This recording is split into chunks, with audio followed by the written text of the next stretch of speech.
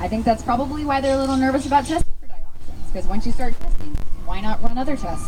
Why not look at other contaminants? It could open up a can of worms, so to speak, for them. But you know what? We don't care. We don't care if it opens up a can of worms, because that's what we want. We want to know what you're getting into. When you put that drilling machine into the ground and you're going to dig however deep they go, 20, 30, 40 feet into the ground, what are you going to find down there? What types of chemicals were used in 1906 where people didn't really realize you couldn't put it on the ground back then? And how are they going to protect the 2 canals that run around that property? Because that's the real issue, is that when these things, it can get kicked up into the air, and there's a lot of health concerns that are just right here in the surrounding, but that waterway goes places. And that waterway leaves deposits, and it does it for a very long time, and the impacts of a waterway can be very significant. And they have yet to address anything like that. They're just simply ignoring you.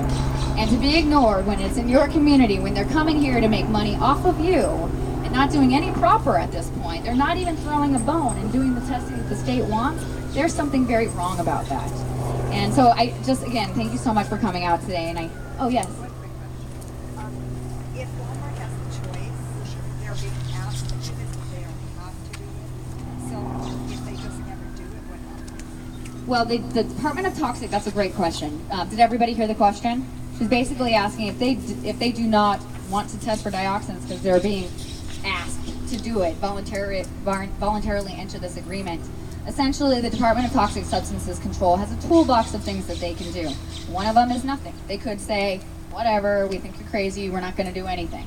Well, I don't think that's going to happen, because at the end of the day, this is California, and that is the goal of that entity. That agency is there to protect you. And they can also make an order. They could turn that letter into an order. No longer is this voluntary. This is an order that you go out and test. And if they do that, then great, we have to have that testing. I was thinking that would be best case scenario, because if they're going to refuse, we can probably get a little bit more out of a mandatory order. We can control the methodology. There's brand new methodology for testing for dioxins that is much, much better. And we spoke to people at DTSC about this testing methodology, and the Walmart people are aware of it. And I think that's why they are not trying to do the testing, because it is so much more accurate at finding dioxins in soil than the prior testing methodologies ever were. But there are other things they can do. They have a series of things, ranging from doing nothing or, stopping altogether and pushing their way on and sampling themselves, and the state of California taking that financial burden. And we've even offered, if you can get us on that property, we'll do it. Let us on the property. We want to know what's going on over there. But we are pushing them hard. There's absolutely no way that I'm resting on an answer that, sorry, we're just not doing it, and DTSC sits back. Nor is that the vibe that I'm getting out of the department. We really feel like if Walmart doesn't come up with a plan to comply with this request, that they're going to issue something that is a little bit more solidified to make sure that we can get on there. Because when 2 public agencies, one for health and one for toxic substances, request you to test for something, and you're like, oh, sorry, we don't think that you're educated enough to let us know. We think your analysis is wrong.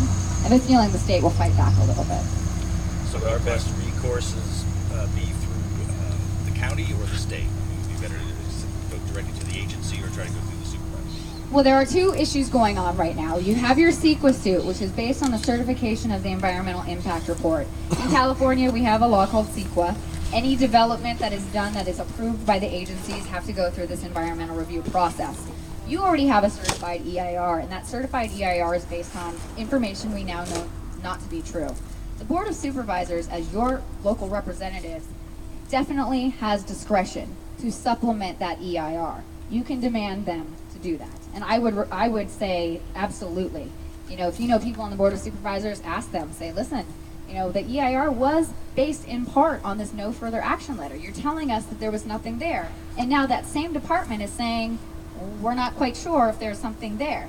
There's no reason you can't demand them to utilize their discretion and have them supplement that EIR at Walmart's expense, and have the county and all of the transportation and all of the other commissions that it goes through for approval certify a supplemental EIR. And what's great about that is that it reopens public commentary, that you guys can show up and get involved in that process for the supplement, and that we can possibly, if the supplement also seems inadequate, then we can move forward with another action in that matter. Now, on the regulatory front, this is one of the strongest things we have, is that they've already asked them for this voluntary agreement. Thus, if they don't, I have a feeling they're going to get frustrated and that they could demand that they do it. Now, if they demand they do it and then they find dioxins, that's another piece of evidence to open up that EIR, because you're going to need to supplement your environmental review analysis of that.